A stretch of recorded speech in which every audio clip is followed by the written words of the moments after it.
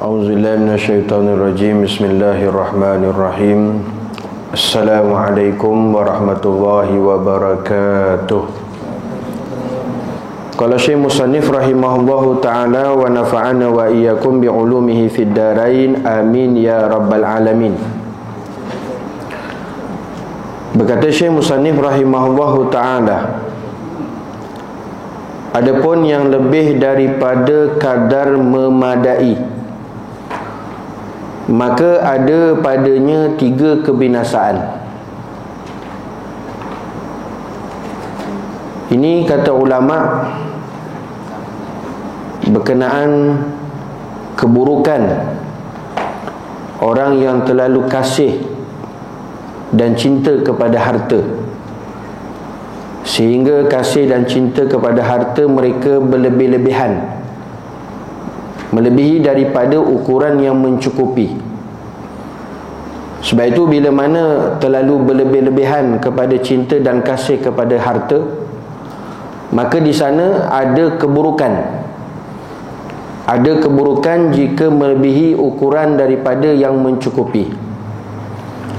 Maka kata ulama bahawasanya jika berlebihan daripada ukuran yang mencukupi, yakni harta terlalu lebih daripada keperluan, daripada ukuran yang mencukupi, maka di sana ada padanya 3 kebinasaan. Maka ia membawa kepada 3 keburukan. Artinya di sini nak jelaskan 3 keburukan daripada terlalu berlebih-lebihan harta melebihi daripada ukuran yang mencukupi. Pertama, menyeru ia kepada maksiat. Keburukan yang pertama, mengajak kepada maksiat. Ini keburukan yang pertama, terlalu kasih, terlalu berlebihan harta daripada ukuran yang mencukupi, maka dia boleh membawa kepada maksiat. Maka bahawasanya orang yang kaya lebih kuasa atas mengerjakan maksiat daripada orang yang miskin.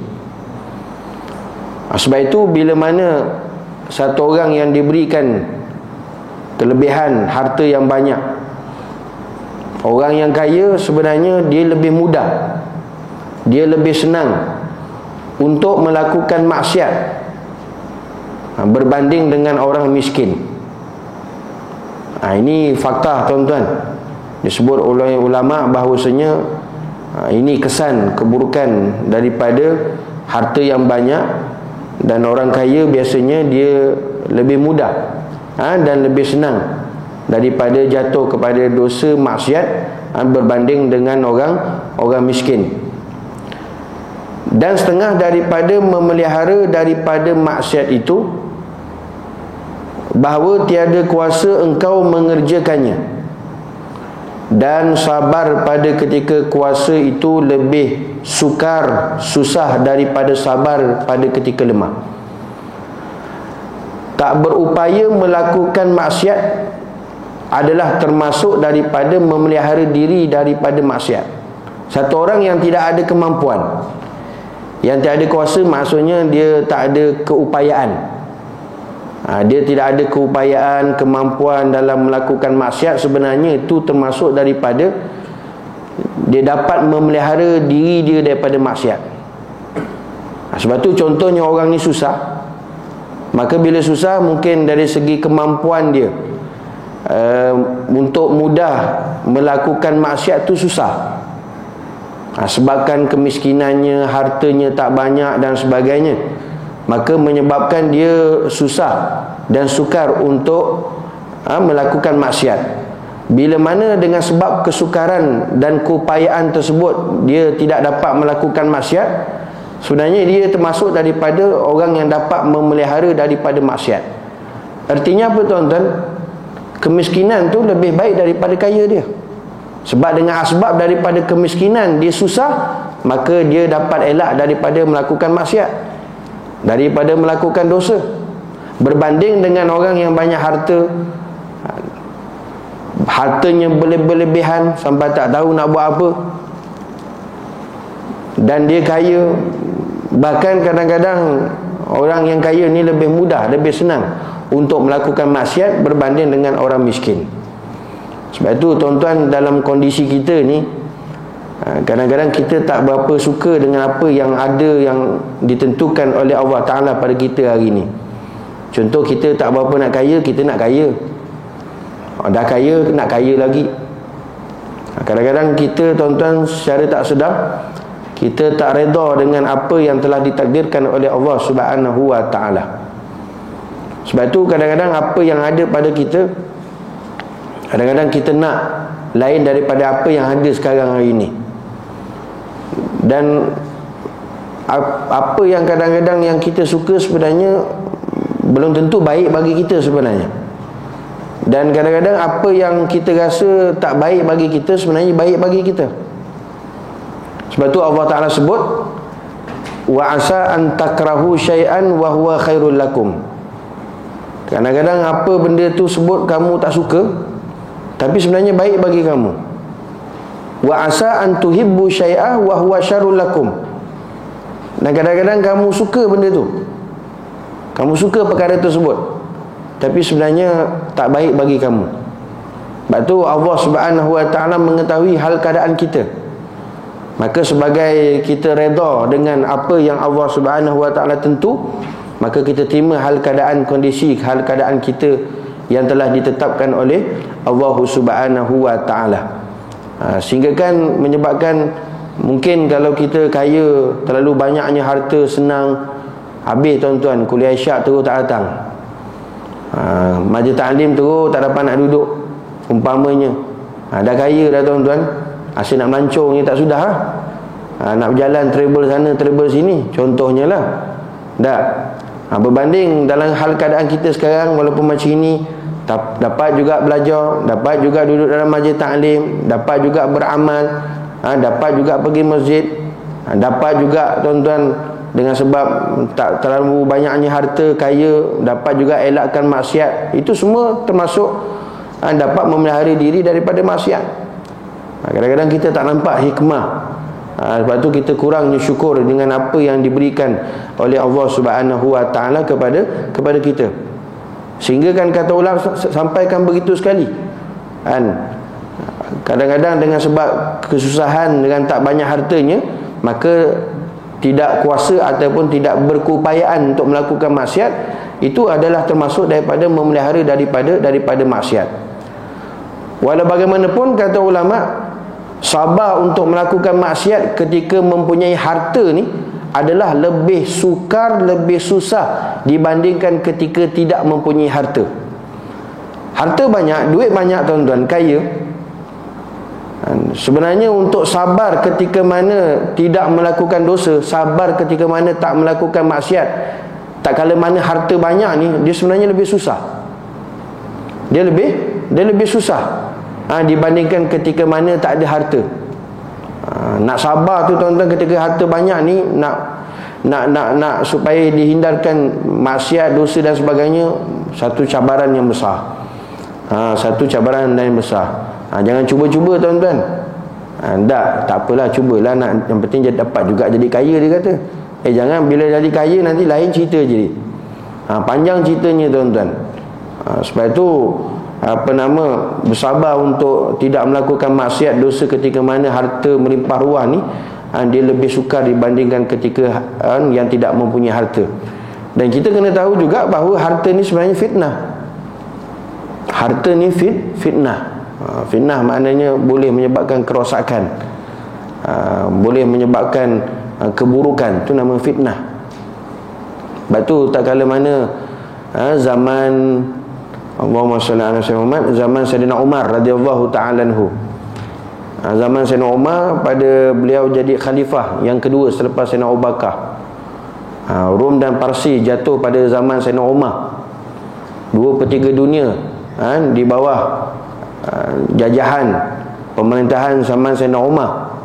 Sehingga kan tuan-tuan, harta ghanimah berlimpah ruah di Madinah Al-Munawwarah pada ketika itu. Pada zaman bila? Pada zaman Sayyidina Umar. Tapi hal peliknya, Sayyidina Umar tak gembira. dia tak rasa teruja dengan harta yang melimpah ruah pada ketika itu, menimbun tuan-tuan di Madinah, sehingga dia rasa sedih.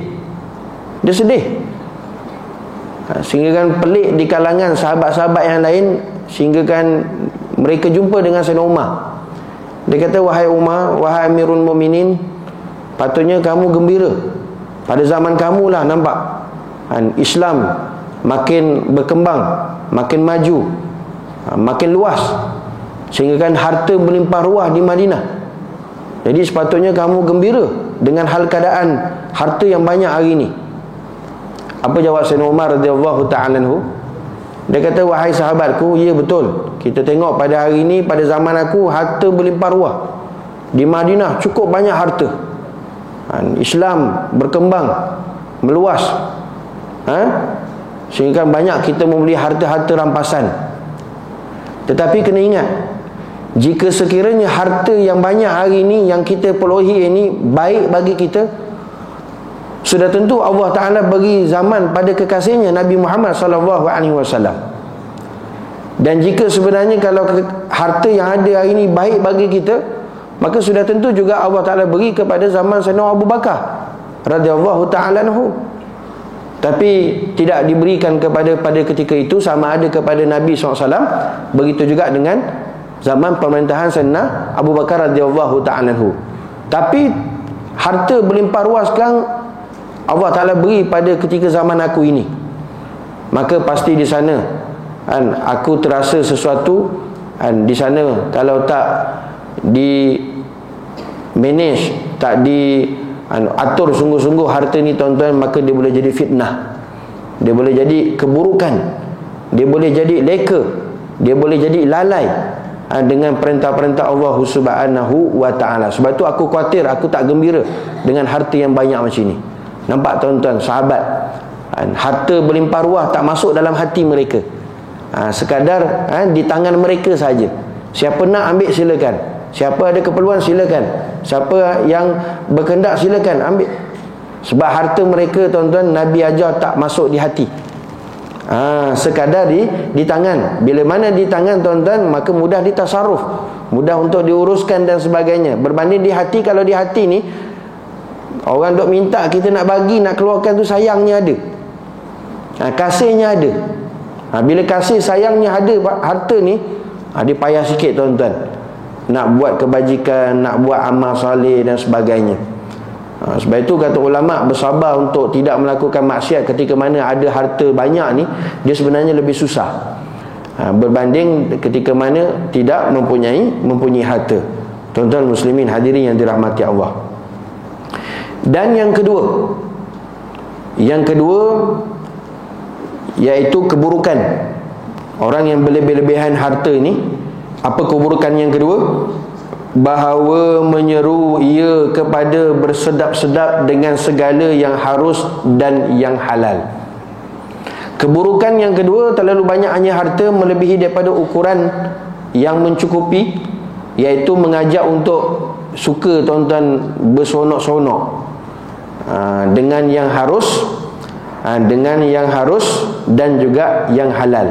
Dia lebih mengajak untuk bersonok-sonok, bersedap-sedap, bersukaria, berhibur dengan segala yang harus dan yang halal. Yalah, dah harta banyak tuan-tuan, dah terlebih-lebih.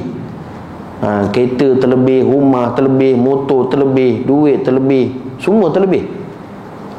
Maka terlebihlah seronoknya, terlebihlah dia punya bersedap-sedapnya, kegembiraannya, bersonok-sonok, sebab dah terlalu lebih daripada ukuran yang mencukupi. Ini kesan buruk dia yang kedua. Dan apabila adalah badannya biasa bersedap-sedap, nescaya tiada kuasa ia meninggalkannya, dan nescaya bersangatan kasihnya akan harta. Dan apabila kasih ia akan harta, nescaya terjadi padanya beberapa kesalahan. Ini kesan buruk ni tuan-tuan. Bila dah dia biasa dengan selesa, dengan seronok, dengan bersedap-sedap, dah biasa, nescaya tuan-tuan, dia tak ada kuasa, iaitu tak ada kekuatan untuk meninggalkan kesedapan, keseronokan, keselesaan tersebut. Ya, orang dah biasa tuan-tuan dengan selesa bukan senang. Ya, tuan-tuan dah biasa dengan aircon.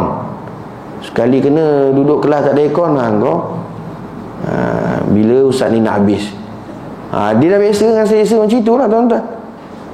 Dia dah biasa dengan selesa. Kalau dah biasa dengan selesa, dia nak tinggalkan keselesaan tu tuan-tuan, mujahadah besar. Susah. Sangat susah. Berbanding orang yang dah biasanya susah. Dah biasanya dengan seberkekurangan. Seberkekurangan, maka dia bila dalam keadaan yang sedikit dapat keselesaan, itu tak jadi masalah bagi dia. Sebab dia dah biasa dengan mujahadah, dengan susah payah, dengan serba kekurangan. Susah tuan-tuan. Tak?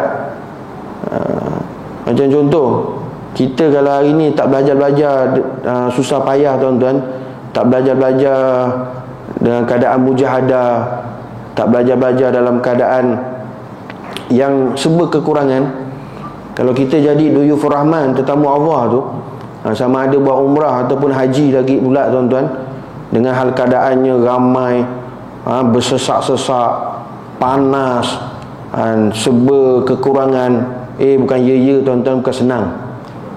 Bukan senang nak adapt. Bukan senang tuan-tuan. Mulalah tuan-tuan macam-macam dia punya komplainnya, dia punya demandnya, dia punya cekadak dia. Tak. Bukan buah cempedak, cekadaknya lebih ni. Tuan-tuan cekadak tu. Dia punya komplainnya lebih macam-macam. Sebab dia tak biasa, bukan senang. Kalau dia tak biasa tuan-tuan duduk berlama-lama, duduk dalam masjid, tak biasa duduk dalam majlis taklim, tak biasa dengan susun dengan jadual amal-amal ibadah ni tuan-tuan, bukan senang nak duduk lama dalam masjid. Bukan senang tuan-tuan. Sebab itu perkara ni biar kita dalam keadaan serba kekurangan, serba mujahadah, tak berapa selesa macam mana, tapi bila mana kita dapat hal keadaan yang lebih baik, maka itu kita tak jadi masalah. Berbanding orang yang dah biasa, dah terbiasa dengan selesa tuan-tuan, dengan senang, dengan mewah, dengan macam-macam lah tuan-tuan, semua dengan mudah je. Semua dengan mudah. Tak biasa dengan duduk keadaan bergempit-gempit, tidur bergempit-gempit. I tak biasalah tidur tak ada tilam ni. I kelepuk.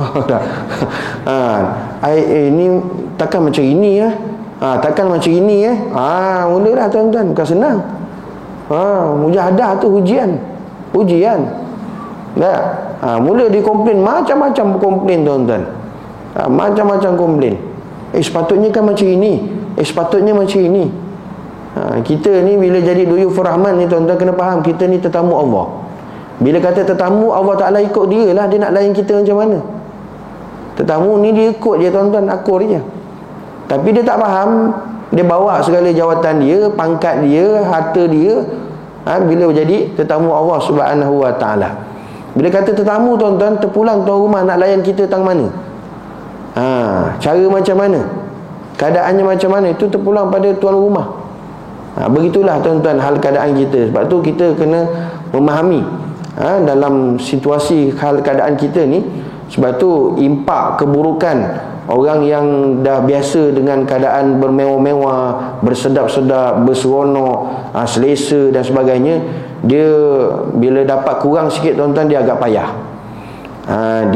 Dia agak payah. Sebab tu tuan-tuan kena ingat, agama Islam ni dia dengan susah payah. Dia dengan mujahadah, bukan dengan senang-lenang, bukan dengan seronok-seronok, dengan sedap-sedap. Agama hidayah ni tuan-tuan nak main, nak dapat ni, nak kekal ni, bukan dengan bersedap-sedap tuan-tuan, bukan dengan bersenang-senang. Dia kena dengan jalan susah payah, mujahadah, serba kekurangan, tak sempurna mana. Itu agama Islam dia boleh kekal dan hidayah boleh berkembang. Wallazina jahadu fina lanahdiyannahum subulana. Orang yang bersusah payah mujahadah untuk agama Allah ni, maka barulah hidayah tu akan tersebar. Kebaikan-kebaikan akan meluas. Dengan sebab apa? Dengan sebab mujahadah, bukan dengan sebab berseronok-seronok, bukan dengan sebab sedap-sedap. Sebab itu tuan-tuan, kita hari ni patutnya kena belajar susah payah, mujahadah, Jangan terbiasa dengan kemewahan, kesesaan. Nescaya nanti untuk nak tinggalkannya bukan perkara yang mudah. Bahkan ia juga, kata ulama, menyebabkan terlalu suka dengan harta. Bila dah terlalu selesa, terlalu seronok-seronok, terlalu bermewah-mewah, tuan-tuan, akhirnya dia punya keburukannya apa? Menyebabkan, tuan-tuan, dia makin kasih, makin cinta kepada harta. Makin cinta, kasih kepada harta. Dia sayang dah pada harta dia. Sayang dah kepada kebun dia, sayang kepada rumah dia, sayang kepada harta benda yang dia ada. Sebab dia tak biasa dengan kesusahpayahan, mujahadah, sebuah kekurangan dan sebagainya. Bila mana dia sudah kasih dan cinta kepada harta, tuan-tuan, apa jadi? Akibat dia, maka akan menyebabkan dia akan melakukan banyak kesilapan, kesalahan, tuan-tuan, dalam kehidupan. Apatah lagi dalam langgar perintah Allah Subhanahu wa taala. Bila dah selalu cinta sangat, kasih, kasih kepada harta, kasih kepada kekayaan dan sebagainya, maka dia kadang-kadang sangat mudah, tuan-tuan, menyebabkan dia mudah untuk melakukan sebarang kesalahan, sebarang dosa, maksiat dan sebagainya. Tuan-tuan muslimin hadirin yang dirahmati Allah. Sabda Nabi Isa alaihi salam, hubbud dunya ra'su kulli khati'ah. Artinya kasih akan dunia itu kepala tiap-tiap kesalahan. Ini ingatan Rasulullah sallallahu alaihi wasallam, tuan-tuan. Kena ambil perhatian. Dalam kita buat dosa, buat salah ni ada asal mausulnya, ada puncanya. Kita kena tahu. Apa dia? Kata Nabi Isa alaihi salam, hubbud dunya. Hubbun dunia ni cinta, kasih, sayang kepada dunia. Rupanya ra'su kulli khati'ah. Bila mana satu orang sudah kasih, cinta, sayang kepada dunia ni, dia merupakan kepala. Apa maksudnya? Punca kepada segala kesalahan. Macam mana satu orang tu dia boleh tinggal semayang, dia boleh bermudah-mudah buat maksiat, dia tak tutup aurat, dia melakukan maksiat dan sebagainya. Itu semua tak lain dan tak bukan puncanya apa? Adalah hubbud dunia. Cinta, kasih, sayang kepada dunia. Bila sudah kasih, sayang kepada dunia ni, macam-macam, tuan-tuan, punca kesalahan yang boleh berlaku dalam kehidupan kita. Berapa ramai, tuan-tuan, orang yang melengah-lengahkan solat dengan sebab dunia. Sibuk, tapi tak apalah, yang penting dapat semayang walaupun ujung-ujung. Walaupun ujung-ujung. Itu ujung-ujung, tuan-tuan. Nanti bila dah makin sibuk lagi, makin sayang lagi pada dunia, dah terus tak ada ujung-ujung dah, tuan-tuan. Kadak lah pula. Kadak lah pula. Terus kadak. Dah dosa dah tu, dah buat salah dah. Tak apa, Ustaz, yang penting kadak. Yang penting kadak. Makin sayang lagi, makin sibuk lagi dengan dunia, makin harta, tuan-tuan, kadak pun tak ada dah. Kadak pun tak ada. Lagi pula dengar pula ada ustaz kata kadak memang tak ada dalam Islam. Biar je tinggal, tak payah kadak pun tak apa. Lagilah kembang, tuan-tuan. Lagi masalah. Sebab itu punca sebenarnya orang ni, dia makin jauh perintah Allah, makin jauh sunnah Nabi SAW dalam kehidupan dia, makin jauh agama dalam kehidupan dia, puncanya, tuan-tuan, kadang dia tak sedar. Dia makin sayang, makin cinta pada harta, makin sayang, makin cinta pada duit, makin sayang, makin cinta pada pangkat jawatan. Maka sebab itu dia akan menyebabkan, tuan-tuan, impaknya, keburukannya makin jauh dia dengan Allah Ta'ala. Makin jauh dengan Allah Ta'ala. Dulu masa susah tak ada harta, nak supaya ada harta. Dah ada harta, makin lagi nak tambah harta. Bila masa nak bagi masa dengan Allah Ta'ala? Bila masa nak bagi masa untuk duduk dalam majlis ta'lim? Bila masa untuk duduk zikir, tuan-tuan? Bila masa? Sebab tu yakin dan percayalah, tuan-tuan, sebenarnya bila masa kita dengan agama, masa kita dengan Allah Ta'ala tu makin berkurang, itu tandanya kita sedang dilalaikan dengan dunia. Kita sedang ditipu daya oleh oleh syaitan laknatullah, harta, jawatan, pangkat dan sebagainya. Kita boleh muhasabah ikut diri kita tuan-tuan. Tengok hal keadaan diri kita. Jangan tengok orang lain, tengok kita. Masa kita tuan-tuan berapa banyak dapat duduk dalam majlis ilmu, majlis taklim? Seminggu sekali, 2-3 hari sekali, 1 hari sekali, ataupun 1 hari 2-3 kali, ataupun sebulan sekali. Kita boleh tahu, kita boleh ukur. Kayu ukurnya, adakah makin banyak makin kerap, ataupun makin kurang makin kurang makin kurang. Ada tak masa kita dapat 1 hari duduk di atas sejadah kita, bang 10 minit 15 minit? Kalau satu orang tuan-tuan 1 hari tak dapat duduk seketika atas sejadah bang dalam 10 minit 5 minit, yakin dan percayalah, kita disibukkan dengan dunia pada saat dan ketika itu. Tak dapat untuk seketika saja bertafakur.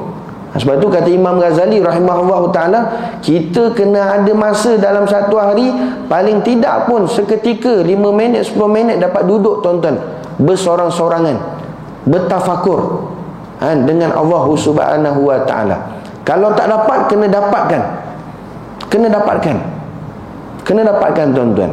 Kalau tak dapat, maka sebenarnya kita disibukkan dengan perkara-perkara lain. Sebab tu kalau orang yang tak biasa nak duduk diam-diam tuan-tuan atas tikar sejadah seorang-seorang nak zikir, astagfirullah. Kalau tak biasa tuan-tuan, dah tasbih tu terlepas. Tasbih tu astagfirullah tu terlepas tuan-tuan. Dia pun lelap tidur. Dia pun lelap tidur. Kalau tak biasa susah tuan-tuan. Nak sampai 100 tu istighfar tu, dia punya panah punggung dah panas dah. Asyik nak tengok dulu je bila nak habis ni 100 ni. Sebab tu kita ni masih lagi beramal, beramal zikir mengikut angka. Istighfar 100, selawat 100, tahlil hailallah 100 dan sebagainya. Contoh angka, masih lagi angka, kejar angka. Sebab kita belum lagi zub dapat lagi. Itu pun okey lagi lah, daripada tak dapat langsung, daripada tak dapat langsung. Sebab itu kata ulama, bila dia dah terbiasa dengan keselesaan, kemewahan, kalau dia nak tinggalkan tuan-tuan keselesaan, kemewahan tersebut memang susah, memang payah. Bahkan dia menyebabkan makin kasih, makin suka, cinta kepada harta dunia. Bila dah makin suka, kasih, cinta kepada harta dunia ni tuan-tuan, maka pasti menyebabkan dia melakukan banyak kesalahan, seperti mana yang disebutkan oleh Nabi Isa AS, hubbud dunya ra'su kulli khati'ah. Sayang kepada dunia adalah kepala ataupun punca kepada segala kesalahan. Tuan-tuan muslimin hadirin yang dirahmati Allah, kerana mula-mula menjatuhkan ia kepada syubhah, kemudian kepada yang makruh, kemudian kepada yang haram. Nampak? Dia melirik-lirik tuan-tuan. Jadi dengan sebab tersebut, maka ia suka kepada harta, suka sayang kepada dunia, dia bawa kepada seorang itu kepada syubhah. Syubhah ni tuan-tuan, kesamaran. Tak jelas haram dia, tak jelas halal dia. Sebab itu Rasulullah kata apa? Haram mubayyin wa halal mubayyin. Haram tu jelas dah, halal pun jelas. Dan di antara kedua tu mutasyabihah, perkara yang sama-sama. Perkara yang syubhah ni sama-sama, tak berapa jelas akan haramnya, tak berapa jelas akan halalnya. Maka dengan sebab cinta harta dunia tersebut, maka dia mudah buat perkara syubhah. Alah syubhah sah, bukan haram pun, syubhah je. Dah mula dah dia rapat-rapat dengan perkara-perkara syubhah. Sebab punca tadi apa? Cinta harta kepada harta, kepada dunia. Syubhah sah, bukan haram. Bila dah jatuh, dah selalu buat benda-benda syubhah tuan-tuan, maka dia akan pergi kepada mana? Dia akan pergi kepada perkara-perkara makruh. Makruh apa? Perkara yang dibenci oleh Allah. Makruh, bau makruh saya, bukan haram lagi. Sikit je, tapi bukan haram, bau makruh. Nampak? Dia akan pergi kepada makruh. Bila dah selalu buat benda yang makruh, maka dia akan pergi kepada apa? Bermudah-mudahlah dia akan jatuh kepada yang haram. Dia akan mudah tuan-tuan akan melakukan perkara yang haram. Dah tak kisah dah. Nampak puncanya apa tadi tuan-tuan? Hubbud dunia, kasih sayang cinta kepada harta, kepada dunia. Sebab itu Al-Imam Sufyan As-Sauri rahimahullahu ta'ala, dia pernah kata tuan-tuan, man tasaddaqa min haramin au anfaqahu fi ta'atin fahuwa kaman yutahiru saubahu bil baul. Apa kata Imam Sufyan As-Sauri? Siapa yang bersedekah ataupun siapa yang menginfak dengan harta yang haram untuk perkara ibadah, maka ia seperti orang yang menyucikan bajunya dengan air kencing. Dia dah biasa dah dengan perkara yang haram tuan-tuan, kemudian dia infak, dia sedekah dengan harta yang haram tu untuk perkara agama, perkara ibadah. Ada duit banyak dah tuan-tuan, tikam nombor ekor dapat 10,000. Tak apalah, bagi jamuan orang kuliah isyak malam ni. Contohnya. Maka kata Imam Sufyan As-Sauri, orang yang menginfakkan, bersedekah dengan harta yang haram untuk perkara agama, perkara ibadah, dia seperti mana orang yang bersihkan, sucikan bajunya dengan air kencing. Air kencing kan najis. Dia nak bersihkan baju dia, tapi dia guna air kencing, maka tak bersih lah tuan-tuan. Tak bersih. Sebab itu ni impak kesan kepada orang yang mana jatuh kepada perkara yang haram dengan akibat punca daripada cinta kasih kepada dunia. Dan yang ketiga iaitu kesan keburukan harta terlalu banyak melebihi daripada ukuran yang mencukupi. Apa keburukan yang ketiga? Bahawa melalaikan ia daripada zikrullah. Kesan keburukan yang ketiga ni tuan-tuan, menyebabkan lalai daripada zikrullah, menyebabkan dia lalai daripada mengingati Allah. Sebab terlalu banyaknya harta, berlebihan, menyebabkan nanti dia akan lalai kepada Allah. Tapi ada juga tuan-tuan, bukan semua orang yang kaya, yang mewah, yang berlebihan dia lalai pada Allah. Tapi tak ramai tuan-tuan. Mungkin 1,000 seorang, bukan semua. Tapi nak cari tu susah, tapi ada. Tapi bukan semua orang. Kerana apa tuan-tuan? Keburukannya terlalu berlebihan hartanya menyebabkan lalai daripada zikrullah. Sebab apa? Kerana berhimpun di dalam hati itu perbantahan dengan umpama kuli dan perhitungan dengan umpama kongsi, dan segala fikiran pada menghasilkan dan menambah harta itu mula-mula. Sebab apa? Sebab hatinya disibukkan dengan memikirkan tentang apa? Tentang perbantahan. Perbantahan tu pertengkaran yang terjadi dengan pekerjaannya. Yalah tuan-tuan, duit dah banyak, kerja pun macam-macam, dahsyat. Bila dah kerja macam-macam tuan-tuan, bergaduh tak? Bertengkar tak tentang kerja dia tu? Pasti akan berlaku tuan-tuan. Duk sibuk hatinya dengan bergaduh, pertengkaran dengan kerjanya, dengan pembahagian keuntungannya. Jika melibatkan ada rakan kongsi, lagilah pula tuan-tuan. Umpamanya dengan kuli ni pekerja lah. Gaduh. Dah banyak dah tuan-tuan. Kau ni bukan buat kerja banyak pun, tak payahlah upah bagi ini, kau sikit ni dah lah. Dah mula dah tuan-tuan. Sebab apa? Dah sayang dah. Sayang pada harta. Dan perhitungan dengan umpama kongsi, apalagi ada melibatkan rakan kongsi. Dulu kata separuh-separuh, 50-50. Kau rakan kongsi tidur je, bukan buat kerja pun. Dah mula dah gaduh. Dengan sebab apa tadi tuan-tuan? Harta tu. Dia dah sayang kepada harta dia, sebab dah terlalu banyak, berlebih-lebihan. Jadi bagaimana untuk mendapatkan harta dan bagaimana untuk menambahkan lagi tuan-tuan hartanya. Itu yang dia sibuk. Bila dia sibuk fikir tentang macam mana nak tambahkan lagi harta dia, macam mana lagi nak tambah kekayaan dia, hatinya sibuk, fikirannya sibuk, maka dia akan kurang dalam zikrullah. Hatinya dalam nak ingat Allah tu kurang, fikirannya dalam nak ingat Allah tu kurang. Sebab apa? Dah buat sibuk fikir yang lain, sibuk dengan hatinya yang lain. Tu dalam hati kita ni salah satu je tuan-tuan. Ada kasih cinta kepada dunia, tak ada cinta kepada Allah. Kepada Nabi SAW jauh sekali. Salah satu saja itu je lah. Sebab tu ini kesan impak, tuan-tuan. Keburukan bila terlalu banyak sangat berlebihan lah. Harta melebihi daripada ukuran yang mencukupi. Kemudian pada memeliharanya, kemudian pada mengeluarkannya sekalian yang tersebut menghitamkan ia akan hati dan menghilangkan ia akan jernihnya, dan melalaikan ia daripada zikrullah. Bila dah sibuk dengan fikir pasal harta, nak tambah kekayaan, hatinya sibuk, tuan-tuan, fikir macam mana nak jaga harta, macam mana nak mengeluarkan, nak membelanjakan pula. Sebab tu betul lah, tuan-tuan, Sayyidina Ali karamallahu wajhah, dia kata apa? Orang yang berilmu tu lebih baik daripada orang yang banyak harta.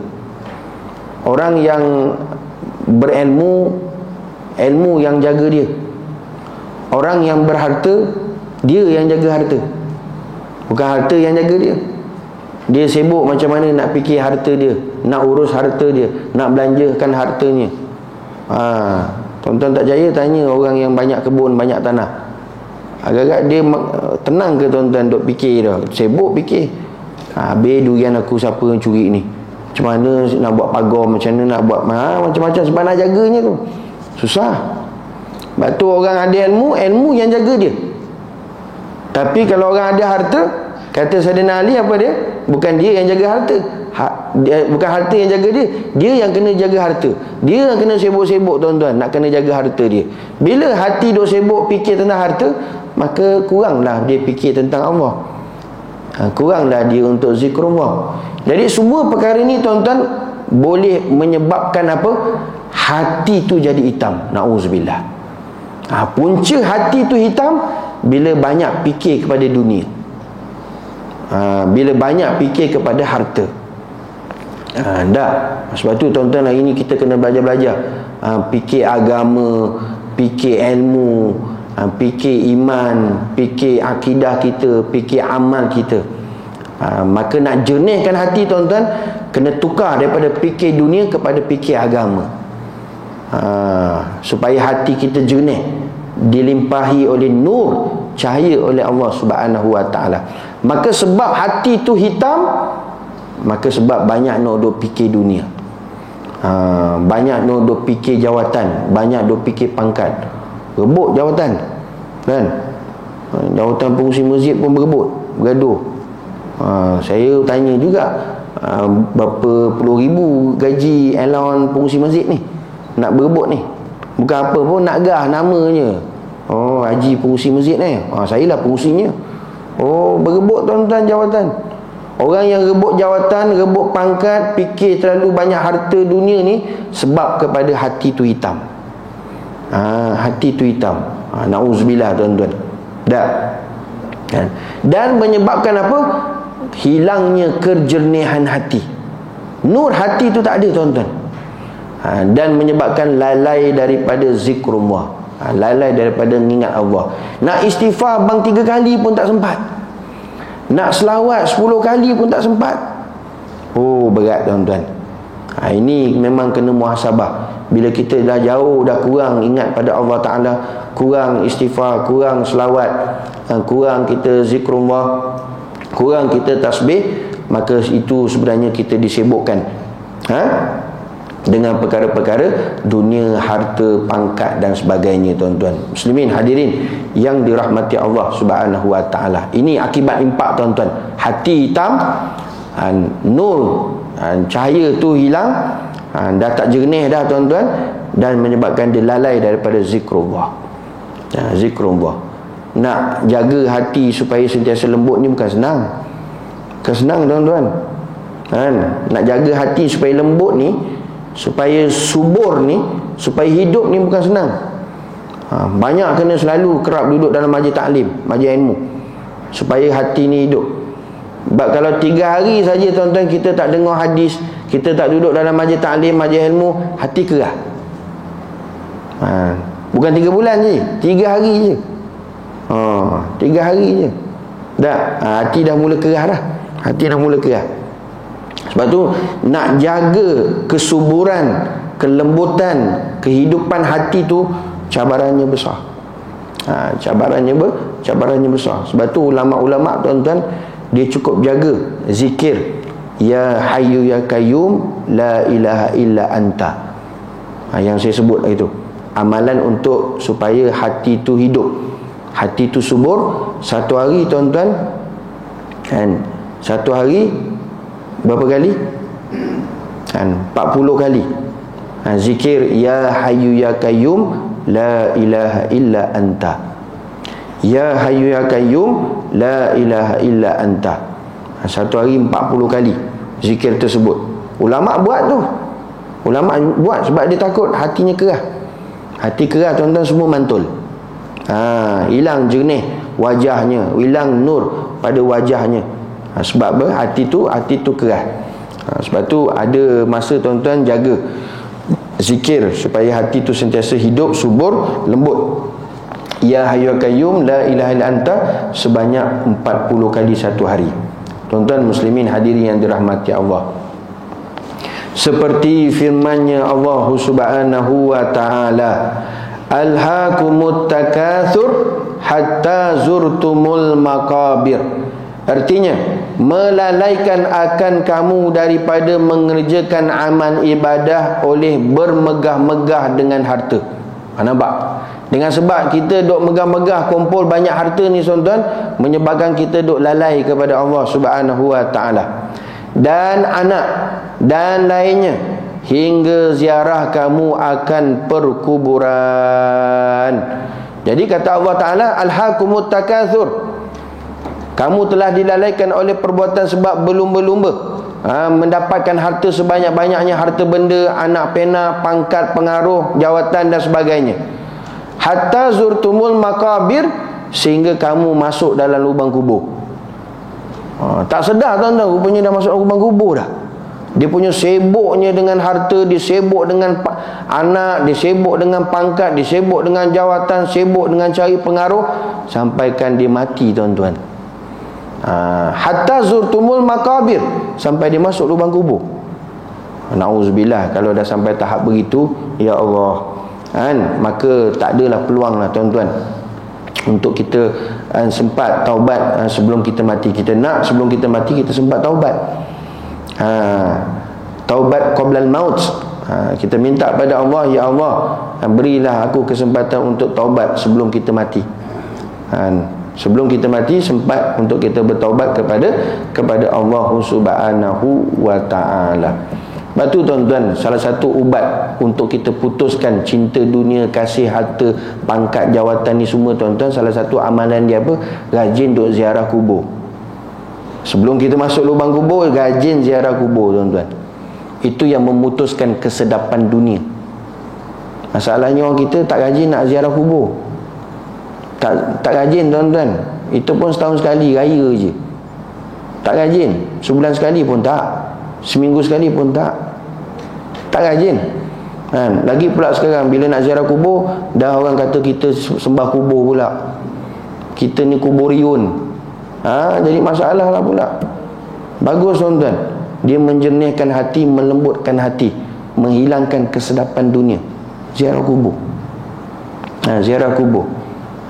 Cari ziarah kubur orang tua kita, orang alim-alim, ulama-ulama, orang salih, para wali min auliyaillah SWT, ramai tuan-tuan.